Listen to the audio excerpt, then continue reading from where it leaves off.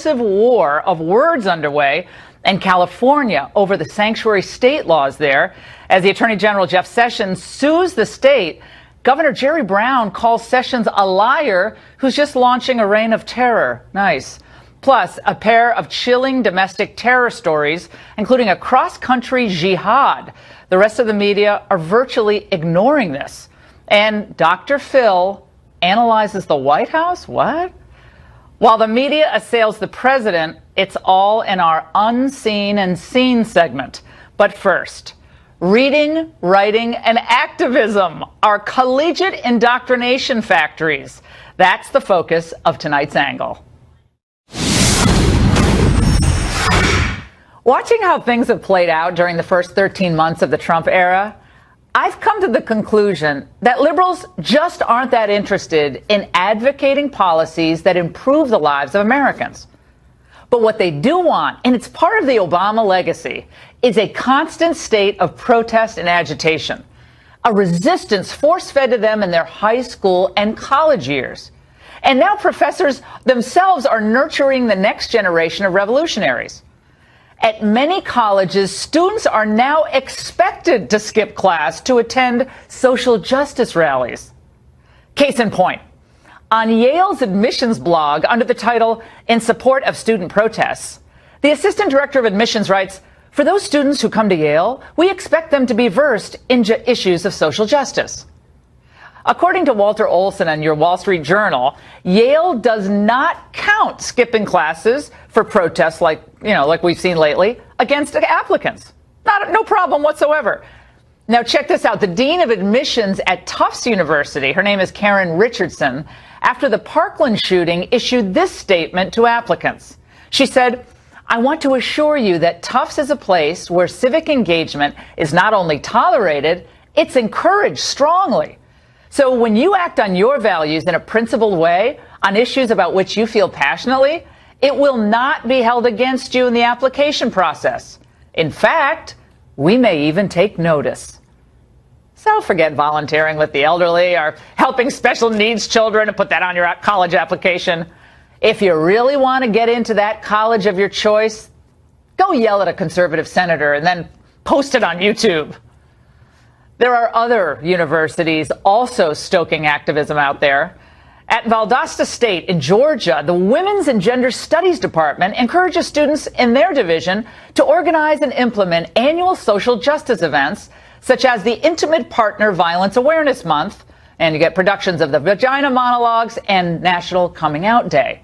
The president said there, they've already been pretty effective, right? Policing speech codes on college campuses, ejecting administrators who don't toe their political line, and now pushing for DACA and gun control laws. But there's something insidious afoot here.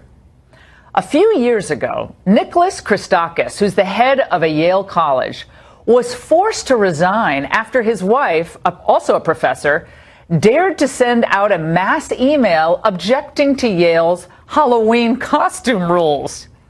She suggested merely that Yale students be allowed to wear whatever they want as a costumes, kind of pro-choice, even obnoxious or offensive costumes. Well, the protest crowd cornered Christakis on the quad. He tried to have an actual discussion with them. 1 second, I'm gonna touch her. So we're sitting here telling you that you are being racist. It shouldn't be a question as to whether you owe us an apology. And empathy is not necessary for you to understand that you're wrong. Let us tell you if you're being racist. Okay, no. Actually, that is actually how it works. You don't get a choice here. I disagree. It's not a debate. Look at me. Yes. Look at me. Yes. Look me in my face, first of all. You never tried to know who I am. Do not interrupt me. Using the word hurt your feelings is not treating you like. You wait until it is your turn. Away from Just talk louder. I'm doing my best. You were disgusting. This is not a debate. Did you hear that? Well, at least they admit it now. They're not interested in debate. They would rather grandstand and bully and hurl insults than actually make a cogent argument. Now, is it any wonder why a Knight Foundation survey found that 54% of college students say the climate on campuses stifles their expression for fear of offending others? The indoctrination of these students begins earlier and earlier. I'm talking grammar and middle school. And once reprogrammed, liberal adults deploy these student bots to do their own political bidding. Just look at the way they've used the high school students in Parkland. Certain Stoneman Douglas students successfully did use their social media platforms to spread their anti-gun demands, no doubt about it. But let's pull back the curtain here. Groups like Everytown for Gun Safety, founded by billionaire Michael Bloomberg, gave $2.5 million to support hundreds of marches for gun control, including the big one later this month. The Washington Post is telling us that high school students in the St. Louis area are not only planning a walkout on April 20th, but they're planning a protest at the office of Republican Missouri Attorney General Josh Hawley, who wants to unseat Democrat Senator Claire McCaskill. Again, the goal here is political power. The idea that this is like merely a student-led, totally organic, altruistic crusade to end gun violence, it's deceiving. You're not looking at it carefully enough. The focus here really is power, and it's partisan. March on the nearest conservative? Take down one of the biggest advocacy groups like the NRA? You bet. Don't fall for all the fresh young faces you see reciting the liberal tropes. These student protesters are amplified, supported, and funded by old guard liberals. Yeah, Hollywood elites like George Clooney and Oprah, business elites like Michael Bloomberg, and the media vanguard at places like NBC and, of course, CNN. So without all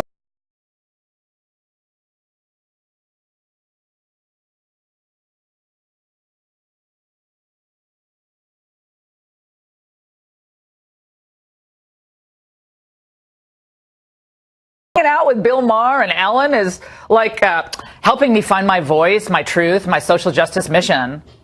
Totally. And that's the angle. Yesterday, the mayor of Baltimore, Maryland, announced the city will help students get to the March for Our Lives, that gun control rally, in Washington later this month. It is all about hearing the voices of young people. And so we're taking 60 buses from Baltimore City, Baltimore City, because we want your voices to be heard in Washington, D.C. Joining us now is the mayor of Baltimore, Catherine Pugh, who supported and addressed hundreds of students who walked out of their classrooms yesterday demanding gun control legislation. Mayor, it is great to have you on the show. I so appreciate your time tonight. Tell us about what your goal is here in Baltimore. This march is going to take place in a few weeks in Washington. But what do you want to achieve by helping the students go down? So first, let me say thank you, Laura, for this invite, and it's good to be here this evening with you. So our goal is to allow the young people's voices to be heard. We didn't even know the young people were marching down to City Hall, but when we did hear that they were coming, I thought it was important to receive them, because when you have these many young people who are afraid and frightened to be in their classrooms, who are asking you to help them go out and want to have you hear their voices. I mean, they did not necessarily even know about the march in Washington, some of them, but many of them wanted their voices to be heard in terms of the violence that's happening in our city, in our country, and throughout this nation. And so they want their voices to be heard, and we thought it was important to address them, to welcome them, and at the same time, we were being reached out as a city close to Washington, asking if we would be interested in helping young people to get to Washington, D.C., so that their voices could be heard as it relates to gun violence in this country. And as you well know, we've had some 320 different school shootings since 2013. And when young people are asking you, are you protecting our schools? Are you protecting us? Are you going to make sure we're safe?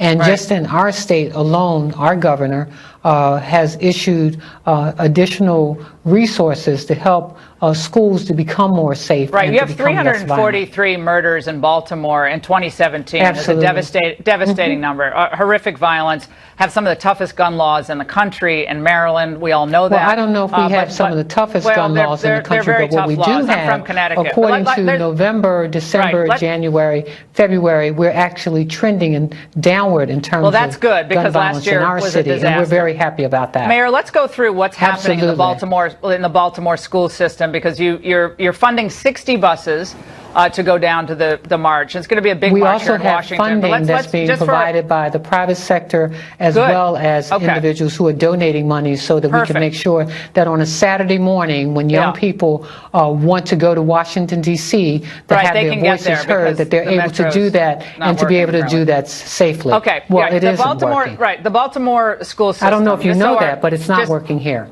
Right. The Baltimore school system, here's some statistics. The enrollment is falling now to a 10-year low. We have a $130 million budget deficit for fiscal year 2018. I don't know what that has to do with the number of young people. Well, let me finish and then I'll tell you why. 150. These are private school children. I know why you don't want these are children who are interested in being active and having their voices heard. These are tomorrow's voters. These are young people who are very concerned about the future of their country, and your schools are being laid off. Insufficient heat in your classrooms. 38 million needed for HVAC and other repairs. So 115 school personnel laid off. First time we've had teacher layoffs in 10 years. So hopefully when they get to Washington, D.C., they'll be able to express that interest as well. But, okay, I understand that point, Mayor. I'd like you, with all due respect, Mayor, I'd like you to answer this question. Mayor, what is the question, Laura? My question is this. I'm listening, Laura. You are suffering in Baltimore, as many other metropolitan areas are as well. It's not unique to Baltimore, but nevertheless, you're suffering from declining enrollment. You're suffering from a huge budget deficit, while your office is adding 20 staffers. Budget deficit. $130 million budget deficit for education in this fiscal year. Yeah, well, that's not our entire city budget. So I thought you were talking about your schools. City. We're talking about you're funding buses in part to go down to Washington, and yet you have a budget deficit and you're laying off students. Straight, love.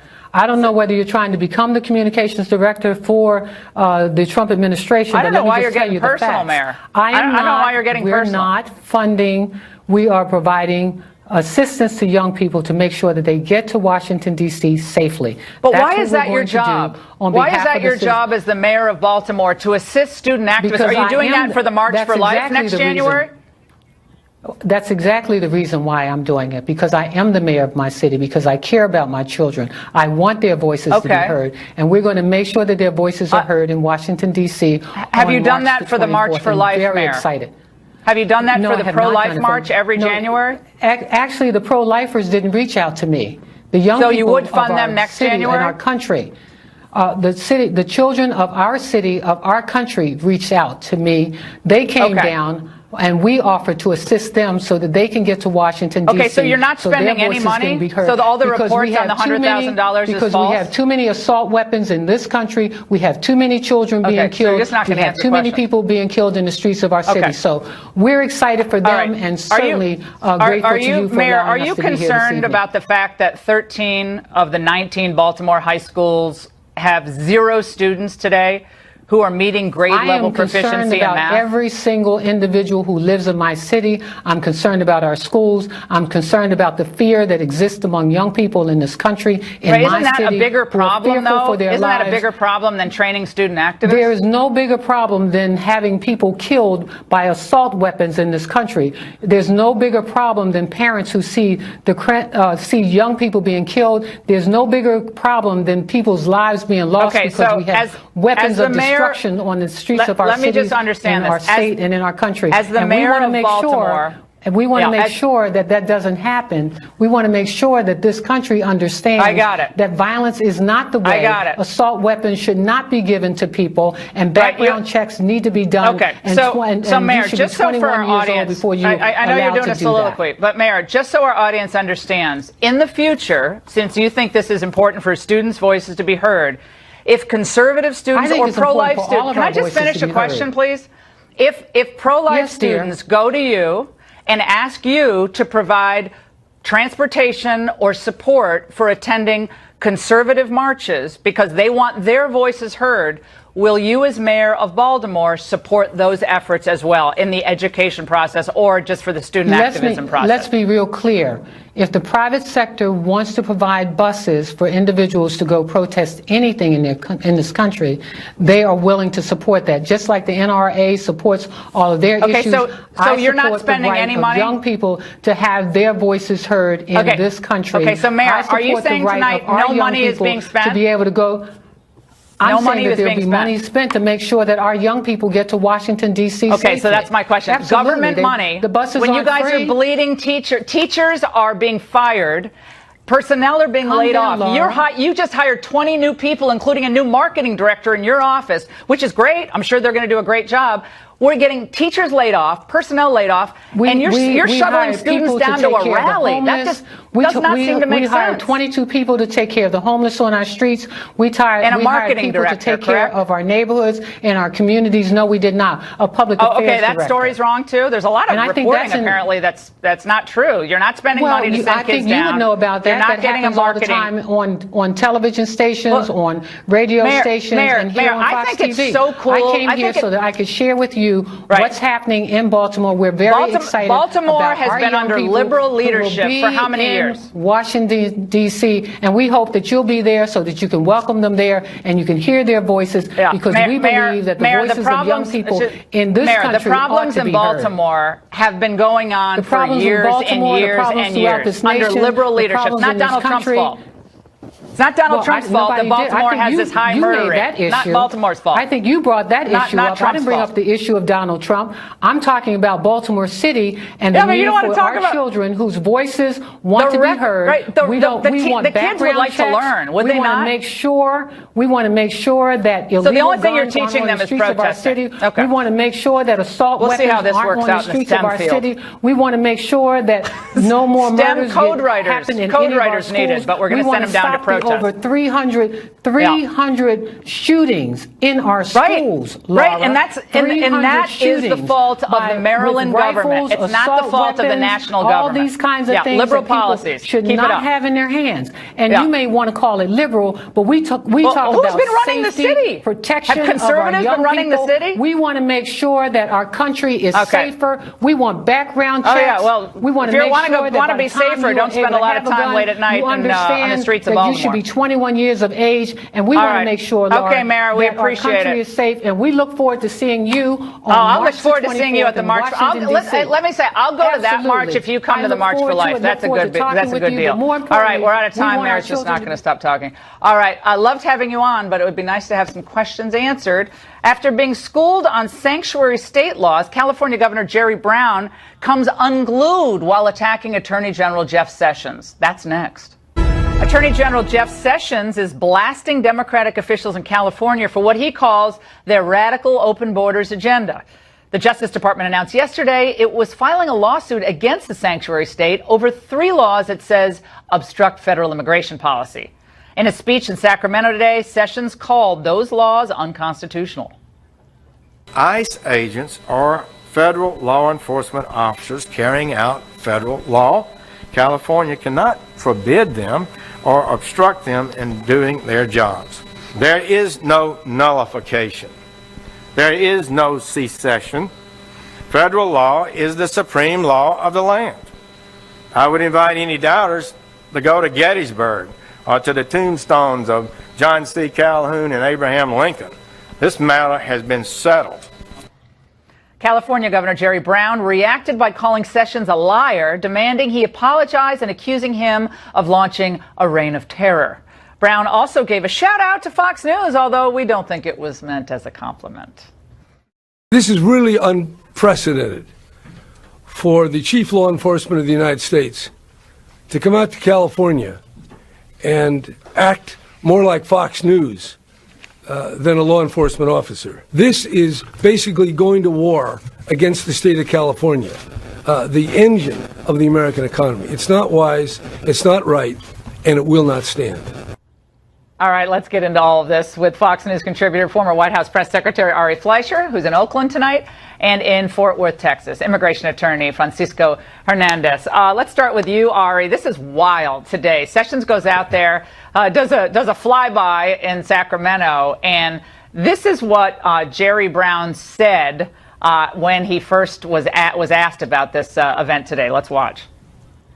You called this an act of war from the federal government. An act of war? And you said that. That's pretty strong. But I reincorporate that comment. Yeah. Okay. He reincorporates the comment. I don't know if he meant reiterates. I couldn't follow it. But Ari, this is a wild situation. We have dangerous criminals that ICE is trying to apprehend. And we have mayors, you're in Oakland tonight, Libby Schaaf, warning people leave. That means some violent offenders are absconding, probably because they heard the raids are coming. Who's to blame here? Look, Laura, I'm a first-generation American. My mother is an immigrant to this great country, and I happen to think immigrants enrich us. They make us a stronger, better country. But you know why they come here? They come here because we have the rule of law, because we're a nation of laws. And when people like the mayor of Oakland go ahead and decide that they can violate the law, they can have sanctuaries, that not only do they are sanctuary cities now, but they actually oppose the enforcement of federal law, the Attorney General is 100% right. This is modern-day nullification. I'm very glad the Attorney General did what he did, and I say that as a child of an immigrant who loves this country. Francisco. Oh, come on. Wave the flag. Miss Ingraham, you were a Supreme Court law clerk. Come on. It's a federal preemption. Why do you have to file a lawsuit to say that what some mayor says is invalid? It is invalid prima facie on its face. A mayor can't oppose the federal government. I mean, come on, really. There is no such thing as a sanctuary city. It's a political phantom. But the problem with the Attorney General filing a lawsuit is maybe he will accidentally recognize that maybe California has the right to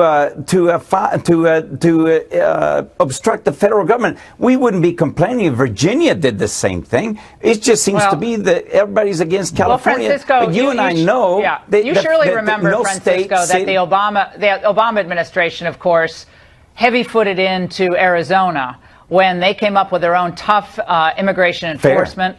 And they went in and they said, we preempt you. Were you against that too? What's good for the goose is good for the gander. That's right. Any sanctuary city policy Francisco, no. You and I were debating this back then. Obama came in and said federal law preempts you, Arizona. The Supreme Court, in large part, agreed. What Jeff Sessions did today is said, we're following the Obama example on federal preemption. Now you're saying what you're saying is that now you reject that because then you supported it when Obama did it. I just said, why do you even have to file a lawsuit? States filed the lawsuit against the federal government. Now you're talking about the federal government filing a lawsuit against the states? Right, because they're obstructing federal immigration process, and that's actually a violation of federal law. Yeah, well, you can't harbor illegal immigrants or encourage illegal immigration. But they don't harbor them. It's a 48-hour hold. Oh, my God. If ICE doesn't pick them up within 48 hours, federal law says they have to release them. That's all it is. It's a federal law that they have to... you heard what Francisco says. The idea of a sanctuary city, that's just a phantom idea. There's no such thing as sanctuary policies. It's a political phantom. No, why do they actually have a law establishing a sanctuary state then? Go ahead. What's a phantom are the 600 people here in the city that I'm in today, Oakland, who got away because they were warned by the mayor. Those 600 illegal immigrants, all of whom have criminal charges standing against them, they escaped because the mayor helped them to escape. Look, if a mayor of New York City warned that the Security and Exchange Commission was coming into Wall Street, and she said, hide all your papers, everybody on Wall Street, people would object. If a mayor who had a lot of union workers and factories in town said, OSHA is coming, the Department of Labor is coming, quick, hide everything you're doing, people would object. No difference between that and what the mayor did here. With the bigger difference being that these people have criminal violations against them. If a mayor hears about it, a mayor's obligation is to help the federal government enforce the law, not take the side of illegal immigrants who are violating the law. Well, it's endangering everybody, the ICE agents and everyone, including legal immigrants. Who leaked it from Homeland Security? Who leaked it? Where's the leak? That's more concerning. Francisco, are you concerned about crime then being committed by individuals who may have been picked up in this raid after they were warned by the mayor? No, Libby Schaaf, who's crying racism, shocker. She's crying racism. She said Jeff Sessions is basically advancing a racist agenda today. That's lovely. But are you worried about the crime that might be committed? is the tail wagging the dog? Why don't they pick them up when they're first arrested in the jail? Means, but it doesn't answer the question. Why don't they pick them up? If crime is committed, Francisco, after these guys heard this warning from the mayor who's crying racism, if crime is committed by them, who actually has some culpability here other than the criminal? Libby Schaff. She's thwarting federal immigration law. The woman should be put in jail. She's harboring illegal immigrants. It's against U.S. law. You can sustain a federal prosecution because ICE leaked a proposed raid on arrest. Why didn't they pick them up when they first got in jail? It's a simple point. Subject, verb, direct object. I don't understand why we don't understand it. It's just because it's California. If it were Virginia, we wouldn't be having this conversation. Well, believe me, I'd go harder on Virginia, but I appreciate it. Great segment, guys. And by the way, there's a stunning new data on media bias against President Trump. Believe it or not, it's worse than you thought. Stay there.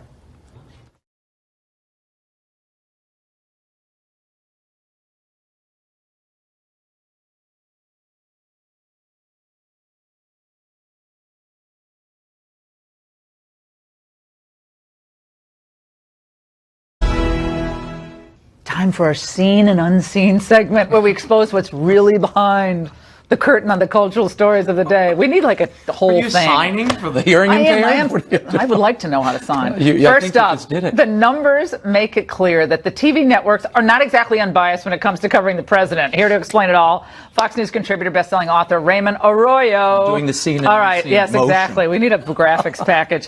What's going on? The media? Oh, you're kidding me. The media is anti-Trump. Well, shock. No, but the Media Research Center broke this down, looking at January and February. Laura, they spent 1,400 minutes on the Russia story alone. Guess how many minutes they spent on the economy, taxes, more than Russian TV spends on Russia stories. Well, okay, 14 minutes on Russia. 1,400 minutes on Russia. 13 minutes on the economy and taxes. Oh, because the economy is doing really well. They don't want to talk about the jobs numbers this month, which are way up. February jobs numbers. You think maybe in between the Stormy Daniels story, we could drop in a couple of stories about how trade and taxes are actually helping the American people. They don't want it to look what they.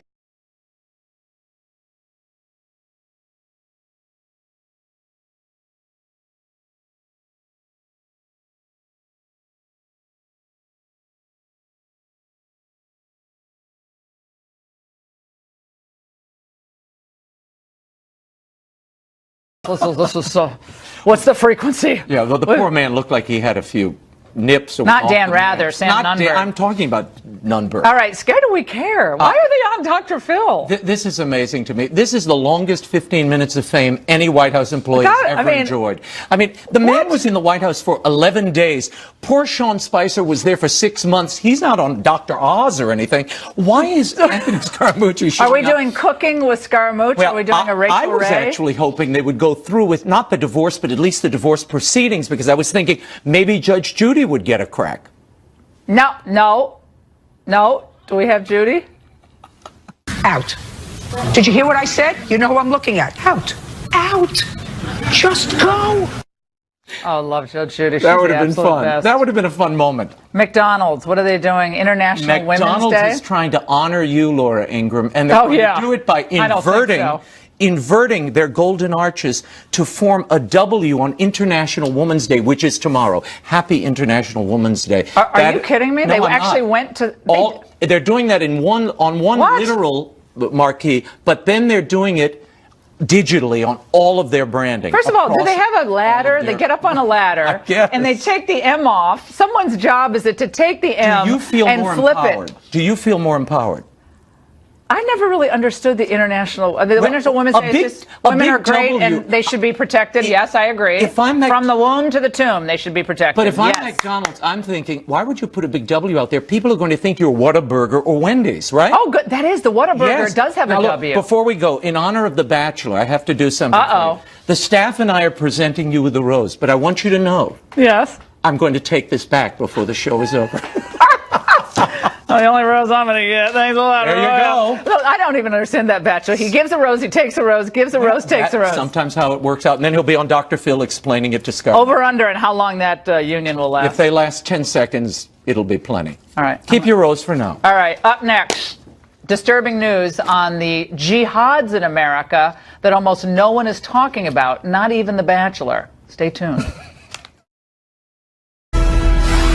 Nearly lost in all the other big news of the day are two serious domestic terror stories.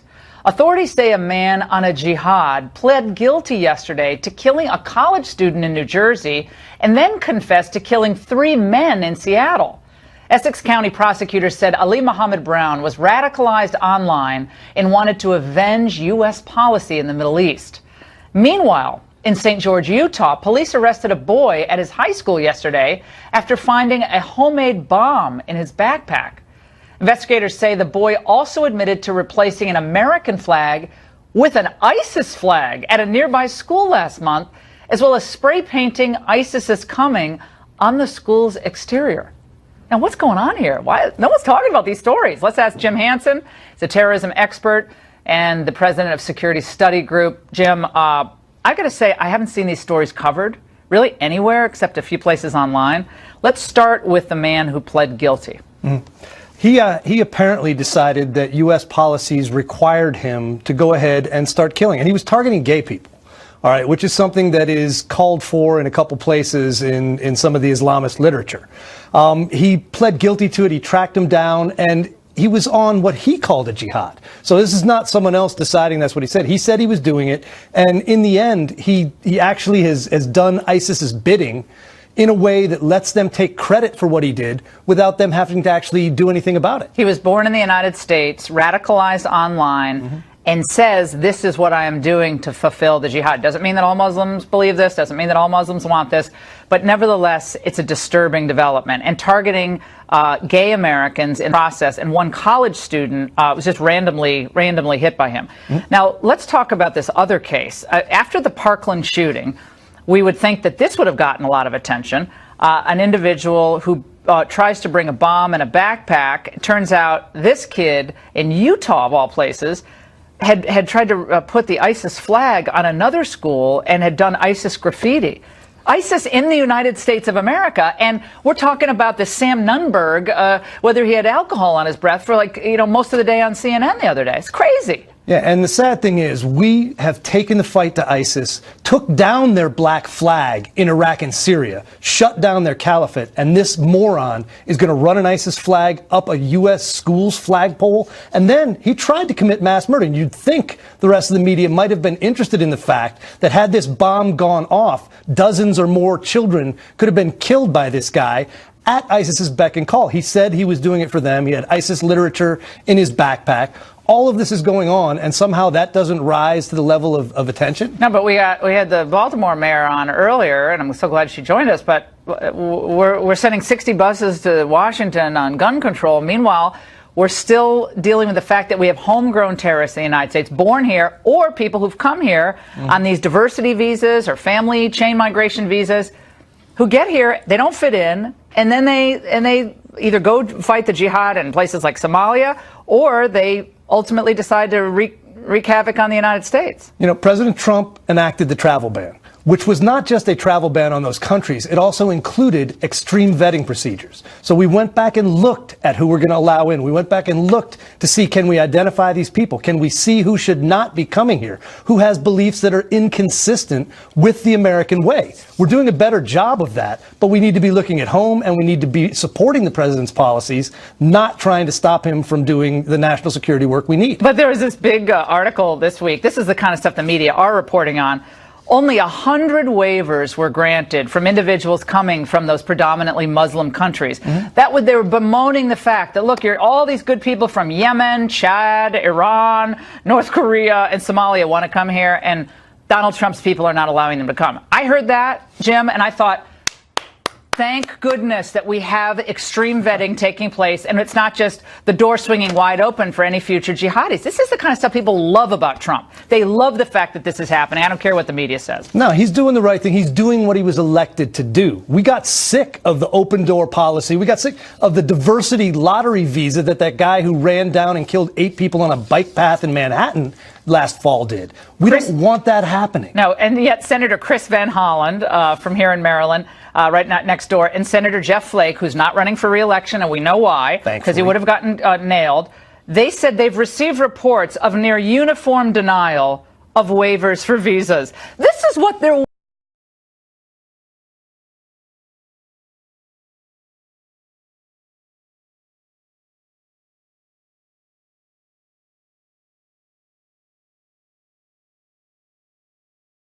terrorists. Democrats seem, of course, more worried about targeting law-abiding gun owners. One governor stoops to a new low, and we have a new segment for you coming up. At the 2016 Democratic National Convention, Michelle Obama said, "Our motto is, when they go low, we go high."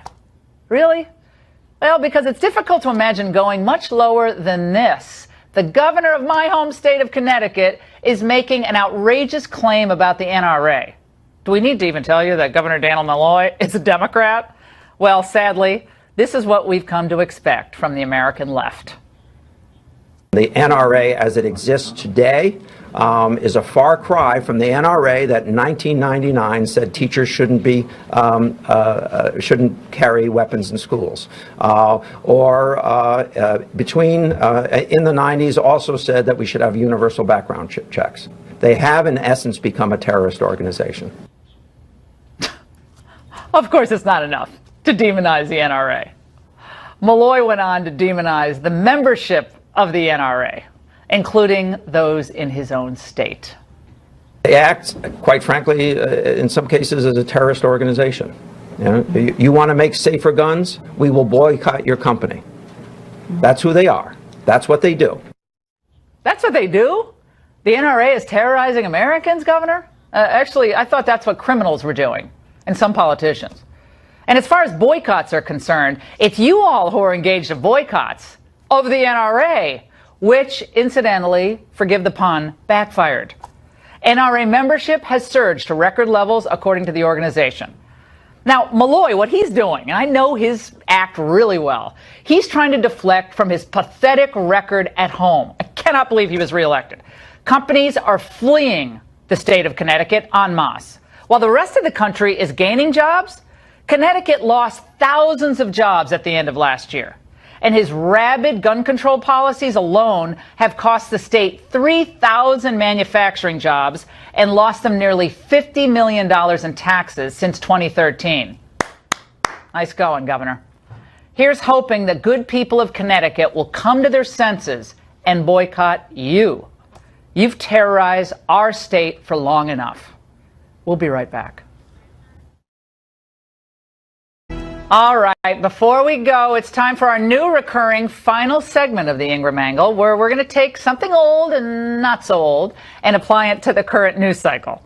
Today, after the DOJ announced its lawsuit against California's sanctuary policies for illegal immigrants, we actually caught up with an obviously frustrated Attorney General Jeff Sessions. What we're dealing with here is a complete lack of respect for the law. You know, I think he looks a little different since being Attorney General for like 13 months. Okay, before we go, I need my rose back. I need the rose back. I'm inspired by The Bachelor, and I want the rose back. My wife needs the rose. Goodbye.